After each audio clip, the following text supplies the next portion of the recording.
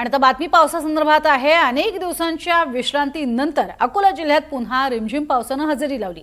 हवामान विभागाने पश्चिम विदर्भासह अकोला जिल्ह्यासाठी पुढील 2 दिवसांचा येलो अलर्ट दिलाय। तर सकाळपासूनच आलेल्या या पावसामुळे खरीप पिकांना मात्र चांगला दिलासा मिळालाय। शेतकऱ्यांमध्ये त्यामुळे समाधानाचं वातावरण आहे। याचा आढावा घेतलाय आमचे प्रतिनिधी योगेश शिरसाट यांनी।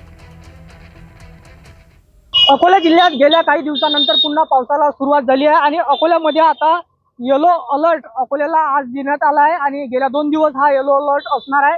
पश्चिम विदर्भातील अकोला आतापर्यंत जर सरासरी बघितली तर 190 मिलीमीटर एवढा पाऊस आतापर्यंत नोंद झाला आहे आणि डॉक्टर पंजाबराव देशमुख कृषी विद्यापीठाच्या एकूण सरासरी 17% पाऊस कमी असल्याचंही सांगितलं जात आहे।